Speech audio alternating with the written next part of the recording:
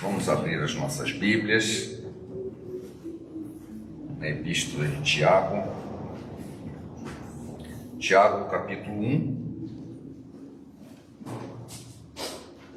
Eu passei a informação errada para o pastor, que era versículo 8, mas não é, não. É do 19 ao 23.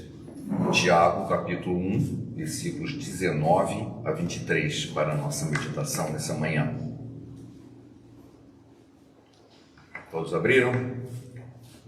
Sabeis estas coisas, amados irmãos.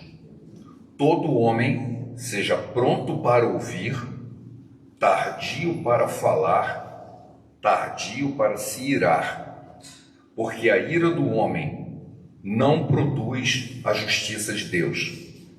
Portanto, despojando-vos de toda impureza e acúmulo de maldade, acolhei com mansidão a palavra que em vós implantada, a qual é poderosa para salvar a vossa alma. Tornai-vos, pois, praticantes da palavra, e não somente ouvintes, enganando-vos a vós mesmos.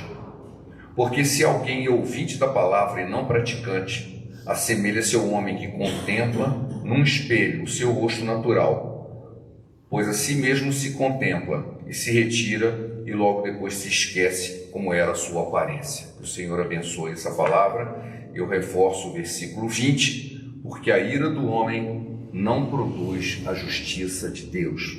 Deus abençoe essa palavra no nosso coração, amém? Esse versículo especificamente, versículo 20, eu já perdi a conta de quantas vezes eu já mencionei ele para mim mesmo e para um monte de gente. Me lembro, alguns anos atrás, tem mais de 10 anos, um irmão nosso na fé estava passando por uma grave acusação profissional e ele pretendia gastar todo o dinheiro dele contratando advogados para ir contra a pessoa que o acusava. E eu citei esse versículo para ele. Felizmente ele deu ouvidos e não fez o que ele pretendia fazer. A ira do homem não produz a justiça de Deus. Quantos de nós já não ficou furioso com alguma situação pessoal ou com alguma notícia, né? Basta ver os jornais aí, só tem notícia ruim, né? Quantas vezes você já não pensou que você poderia fazer contra isso, né? Fica indignado, quer resolver a situação, talvez você queira castigar alguém, talvez você queira se vingar de alguém. Você fica realmente irado. Mas a palavra de Deus, ela é muito clara. Por mais razão que você acha que você tem de ficar irado, essa ira não produz a justiça de Deus. Ficar irado em si é da natureza humana, não necessariamente pecado, né? Existe um texto lá em Efésios 4, 26, que diz: irai-vos e não pequeis, não se ponha o sol sobre a vossa ira. Isso significa que, embora você possa se irar por uma natureza humana, ela tem que estar sob controle. Não deve demorar mais que o pôr do sol na ira. Não se ponha o sol sobre a vossa ira. Sim, que seja algo momentâneo. E o motivo é muito claro, porque em Gálatas, no capítulo 5, versículo 20, ele diz que a ira é fruto da carne, não é fruto do espírito. Então, quando você fica irado, o mais justo que possa ser, isso é carnal, não é espiritual. Porque o fruto do Espírito, diz Gálatas 5, 22, é amor, alegria, paz, longanimidade, bondade, fidelidade, benignidade, mansidão, domínio próprio. A ira, ela pertence à parte carnal, não à parte espiritual. E aí aparece uma outra situação. Assim, poxa vida, então eu não tenho que me irar nunca? Não, a ira muitas vezes ela não é consciente, ela é um impulso. Você já fica irado sem pensar. Mas aí depois você se controla e se acalma. É exatamente o que disse Efésios, né? Não se põe o sol, você fica irado, porque isso é da natureza. Depois você se acalma. Mas no próprio livro de Efésios, a própria carta de Paulo aos Efésios, ela nos diz o seguinte: não sejais cúmplices nas obras infrutíferas das trevas, porém reprovai-as. Nós temos uma ordem bíblica de que a gente não pode ser cúmplice com as obras das trevas. Se tem uma obra das trevas, a gente tem que reprovar. Não diz que você tem que se irar, você tem que se reprovar. Não precisa estar irado. Você pode reprovar uma coisa sem estar furioso com aquela coisa, mas você pode estar indignado. Assim, isso aí está errado. Não estou com raiva, só que está errado. Então há uma certa ambiguidade nisso de eu ter uma orientação bíblica de que eu devo confrontar as obras das trevas, e isso é muito claro, devo mesmo. Não posso ser cúmplice, eu tenho que confrontar. Mas ao mesmo tempo, o espírito com que eu faço isso, se eu faço em ira, não é isso que vai levar à justiça de Deus. É o que o texto está dizendo. E a gente precisa se convencer disso. Então, a pergunta que se põe é: qual deveria ser a nossa atitude diante das obras das trevas? Irá, talvez até seja natural e justificado, mas não vai produzir a justiça de Deus. Como que eu posso reprovar alguma coisa sem estar irado? Bom, o texto que eu acabei de ler, ele já começa dando uma dica. Ele diz o seguinte: primeiro você tem que aprender a ouvir. Depois você deve ser tardio para falar. E isso faz com que você fique tardio para se irar. Se você não se calma, não responde. Escute, calma, fala com calma, e você vai começar a descobrir que você já não se ira tanto. Nós precisamos ouvir mais, falar menos. Normalmente, quando a pessoa fica irada, começa a falar muito. Fica tão furiosa, às vezes nem consegue falar, tem vontade de ficar preso, né? Isso, o fato de você dar mais atenção e ouvir dando atenção, ela nos ajuda a entender melhor a situação e a controlar os nossos impulsos, é bem claro. Na certeza, por que eu tenho que fazer isso? É a certeza de que se eu ficar irado, não vai ajudar. Não vai ajudar a produzir a justiça de Deus. Porque a Bíblia acabou de dizer isso. Por mais irado que eu possa ficar, por mais justo que eu possa pensar que a minha ira faz sentido, ela não vai produzir a justiça de Deus.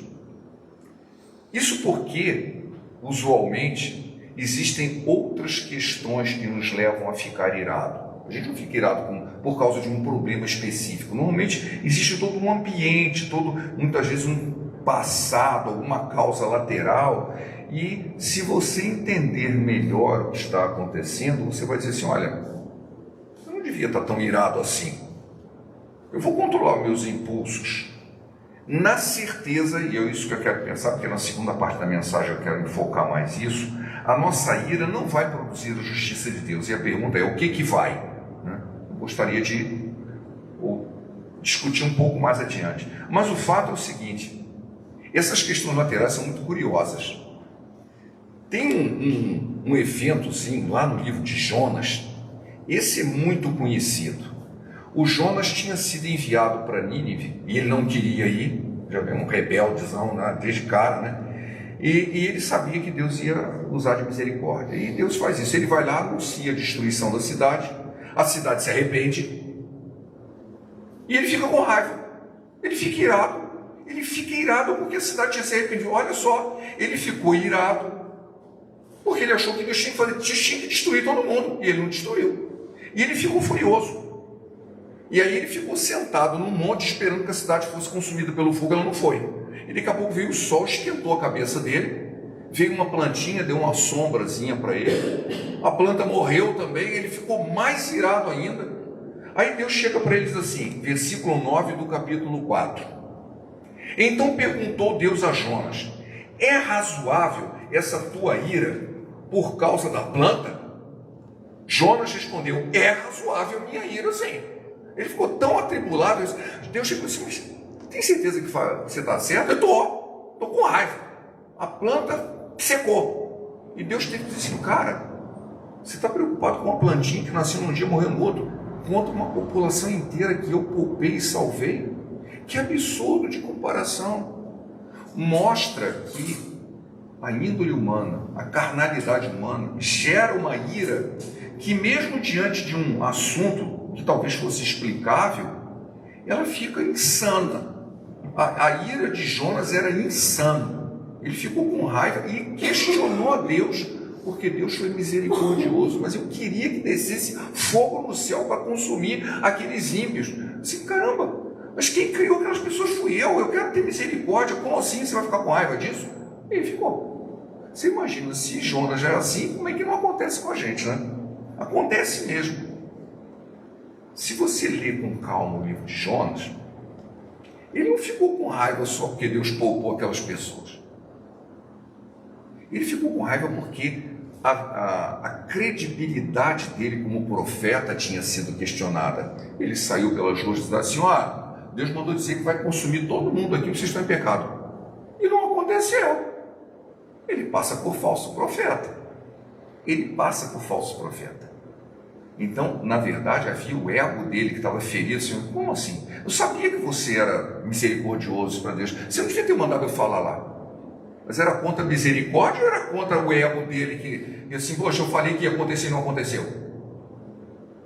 Havia esse lado a mais aí que gerou toda essa fúria. A fúria não era contra Deus, era contra a perda de credibilidade. A gente percebe isso claramente no livro. E entre nós não é muito diferente. Ah, não, mas o Jonas é. No meu caso, será? Será que quando eu fico muito furioso, é só contra aquilo mesmo ou existem outras coisas? Ou eu não estou entendendo o tratar de Deus naquela situação? Porque as injustiças existem, elas são reais. Talvez um de nós, ou todos nós, um de nós. Eu acho que não existe ninguém aqui sentado que já não tenha passado por uma injustiça. E é perfeitamente lícito se defender e buscar justiça.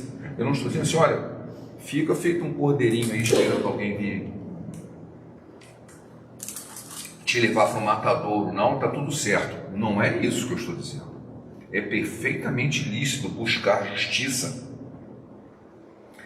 e se defender. É perfeitamente lícito isso. Não é, a palavra de Deus não é contra esse tipo de ideia. Em Romanos, no capítulo 12, entretanto, versículo 19, diz o seguinte: não vos vingueis a vós mesmos, amados, mas dai lugar à ira, porque está escrito: a mim pertence a vingança, eu é que retribuirei, diz o Senhor. E esse a ira aqui é subentendido a ira de Deus. Dai lugar à ira de Deus, ou seja, deixa que Deus vai te vingar. Não vinga você não. Confia na justiça de Deus. Em outros falam assim, olha, você não precisa ficar com raiva, você pode se defender, mas você não precisa buscar vingança, porque quem vai fazer isso sou eu. Se você confia que Deus é justo e que Ele está olhando para você, Ele sabe o que você está fazendo, você assim, está com Deus, não está bem. Eu não preciso dar uma ajudinha. Deus não precisa da minha ajudinha nesse momento. A verdadeira justiça, e é isso que é difícil de entender, a verdadeira justiça que a Bíblia nos ensina, ela não surge de nenhuma contenda. Justiça não surge de contenda. A justiça surge da paz. O próprio Tiago, mais adiante, ele escreve em Tiago 3,18: ora, é em paz que se semeia o fruto da justiça para os que promovem a paz. Você quer justiça? Você vai conseguir ela através da paz, não da guerra, e não da contenda, e não da ira. A justiça de Deus vem através da paz. Sua vingança, entretanto, é outro problema, e é com Ele. Senhor, mas vai chover fogo no céu. Se Ele decidir isso, é Ele que decide, é Ele que manda, não é você. Não é você. Mesmo porque, como a gente viu, muitas vezes a nossa própria ira, às vezes, nos faz parte da situação, né? A ira do homem não pode servir de meio para converter pecadores ao caminho de Deus. Isso é fundamental. Você vai ficar irado, tá bom. Essa sua ira vai ajudar alguém a se converter? Não vai. Ninguém se olha, eu fiquei inspirado em ver você ficar com raiva e eu me converti por causa disso. Eu não conheço ninguém que é assim. Já imaginou? Eu só vou dar um bom testemunho, ficar com bastante raiva. Já viu isso? Um bom testemunho não é com raiva, é pelo contrário. Quando você se controla, você está em paz. Você está em paz com Deus. E isso é um bom testemunho. Então você está irado, não vai converter pecadores ao caminho reto de Deus. Ele não irá produzir nos outros uma disposição de transformação moral. Você olha, eu vou esperar no fulano, porque ele é uma pessoa que fica muito irritada. Você, não vai fazer isso. É o contrário. É quando você está em calma e você confronta o mal em paz e segurança, e na paz você vai dar um bom testemunho. Então a busca pela justiça de Deus começa com esse fruto do Espírito, porque não é a ira, é a paz. Bom, nós sabemos que Deus é justo e Ele vai operar a justiça dele, seja vingança ou não, Ele vai fazer. A pergunta que eu quero deixar hoje, sim, para a gente meditar no final, porque está muito claro que ficar irado não vai produzir a justiça de Deus. O que vai? Eu posso ser instrumento da justiça de Deus? Isso é uma pergunta muito importante.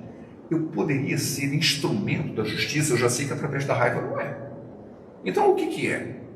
O que é? A primeira coisa que você tem que entender para você ser instrumento da justiça de Deus é viver em obediência à sua palavra. Sabe por quê?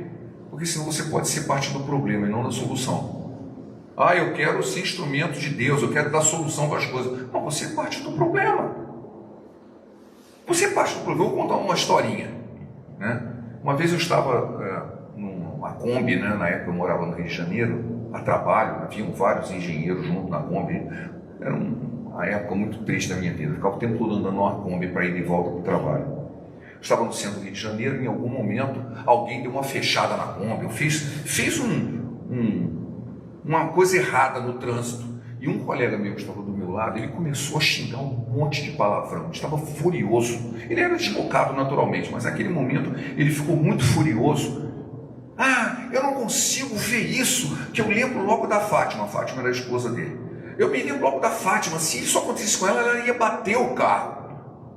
Estava furioso porque alguém tinha dado uma fechada na Kombi e, segundo ele, se tivesse sido com a esposa dele, ela teria batido o carro. Mas eu conhecia ele.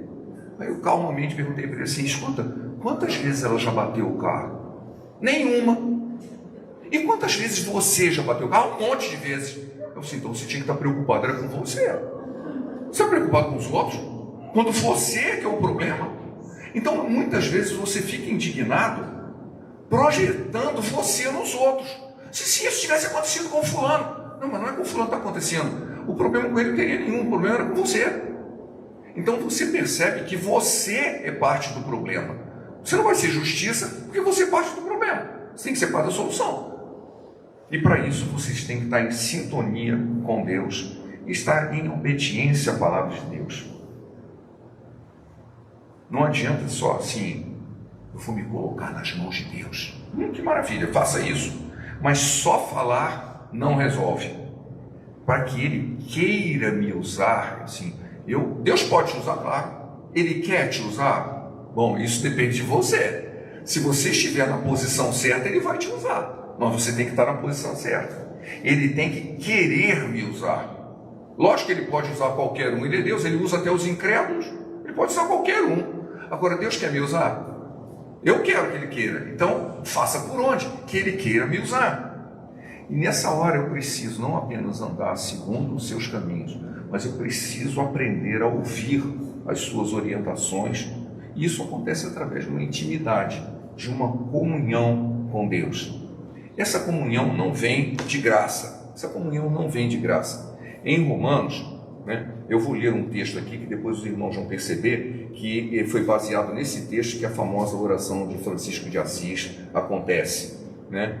Ele diz o seguinte, em Romanos capítulo 6, começando no versículo 7, desculpe que não é 6, é 6, não é?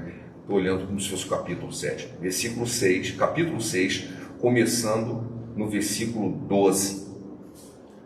Romanos capítulo 6, versículo 12. Não reine, portanto, o pecado em vosso corpo mortal, de maneira que obedeçais às suas paixões, nem ofereçais cada um dos membros do seu corpo ao pecado, como instrumento de iniquidade, mas oferecei-vos a Deus, como ressurreto dentre os mortos, e os vossos membros a Deus, como instrumentos de justiça.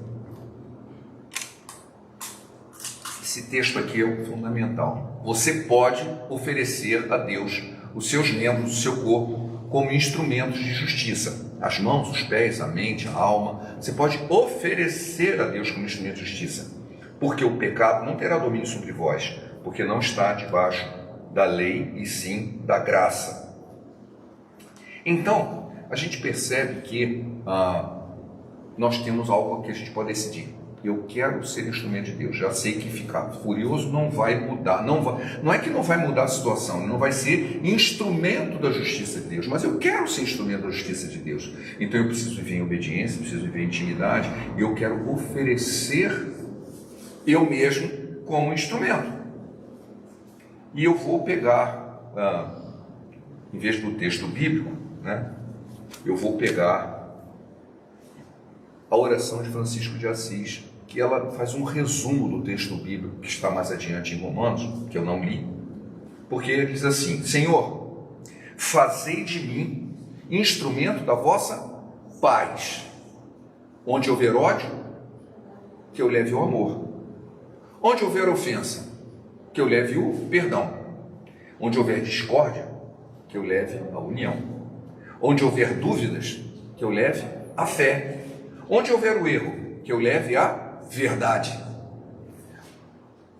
Onde houver o desespero, que eu leve a esperança. Onde houver tristeza, que eu leve a alegria. Onde houver trevas, que eu leve a luz. Mestre, fazei com que eu procure mais consolar do que ser consolado, compreender que ser compreendido, amar que ser amado, porque é dando que se recebe e é perdoando que se é perdoado. Essa oração ela é incrivelmente concentrada de tudo aquilo que a Bíblia diz. Assim, a oração de Francisco de Assis, ele só pegou a Bíblia e deu um resumozinho. Ele fez o que o ChatGPT atualmente faz, né? Pega e faz um resumozinho. E é perfeito. Você quer ser instrumento de Deus? Bom, onde tiver discórdia, leve a união. Tem gente que leva carvão, né? Bota mais fogo na lenha ainda, né? Assim, eu escuto o cara falar, tome e fala mais mal. Ele está falando mal, eu vou falar mal também. Eu vou entrar na vibe, né? Você está falando mal, vou falar também. Onde tiver discórdia, que eu leve união. Onde tiver ofensa, que eu leve perdão. Ah, fez isso, eu também já passei por isso. Aí começa a falar também, o sujeito fala um negócio, ele fala duas, pior ainda. Só está deprimindo mais ainda. Só está ressaltando o mal que existe no mundo. Precisa ressaltar o mal, o mundo está nas trevas.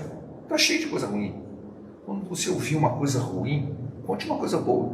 Assim, olha, conte isso, mas Deus me abençoa. Contra problemas, conte bênçãos.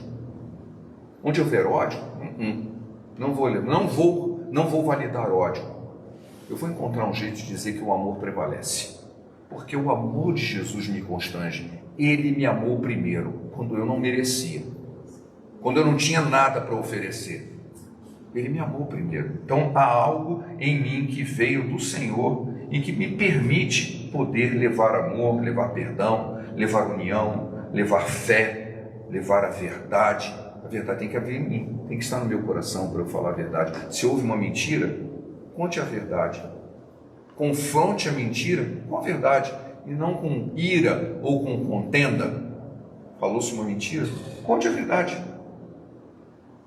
Onde houver trevas, que eu leve a luz. Onde houver tristeza, que eu possa levar alegria. Eu quero encerrar nesse momento lendo um texto muito conhecido que está em Efésios, no capítulo 6.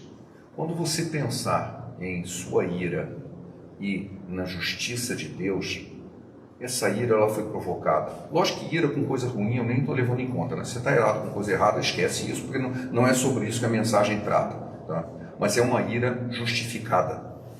Mesmo uma ira justificada não produz a justiça de Deus. Mas se eu quero ser instrumento da justiça de Deus, eu preciso ter certeza que eu estou numa luta, uma guerra contra as forças do mal. E isso está em Efésios, no capítulo 6, que começa no versículo 10. Diz assim: quanto ao mais, sede fortalecidos no Senhor e na força do seu poder, revestivos de toda a armadura de Deus, para poderes ficar firmes contra as ciladas do diabo. Porque a nossa luta não é contra sangue e carne, e sim contra principados e potestades, contra os dominadores deste mundo tenebroso, contra as forças espirituais do mal nas regiões celestes. Portanto, tomai toda a armadura de Deus, para que possais resistir ao dia mau, e depois de teres vencido tudo, permanecer inabaláveis. Estai, pois, firmes, cingindo-vos com a verdade, vestindo-vos com a couraça da justiça, calçai os pés com a preparação do evangelho da paz, embraçando sempre o escudo da fé, com o qual podeis apagar todos os dados inflamados do maligno. Tomai também o capacete da salvação e a espada do Espírito, que é a palavra de Deus, com toda oração e súplica, orando em todo o tempo no Espírito, e para isso vigiando com toda perseverança e súplica por todos os santos. Nós estamos numa guerra, esteja preparado, vista a armadura de Deus, e você vai ser instrumento da justiça. E veja que em momento algum aparece ira aqui, né? Pelo contrário, alçai os pés da preparação do evangelho da paz. É em paz que se semeia a justiça de Deus e não em ira, embora isso seja natural, mas que ela seja passageira e seja substituída pela confiança de que Deus é justo e que, se nós estivermos vestidos dessa armadura, nós vamos ser instrumentos dessa justiça também. Amém? Amém. Obrigado, Senhor, por essa palavra, que ela edifique e fortaleça nosso coração. Todos nós passamos por muitas lutas, por muitas injustiças, mas que tenhamos a certeza que Tu és um Deus justo e que Tu estás protegendo todo aquele que confia em Ti. A ira jamais proverá essa justiça. Queremos ser instrumentos da Tua justiça. Usa-nos, Senhor, em nome de Jesus.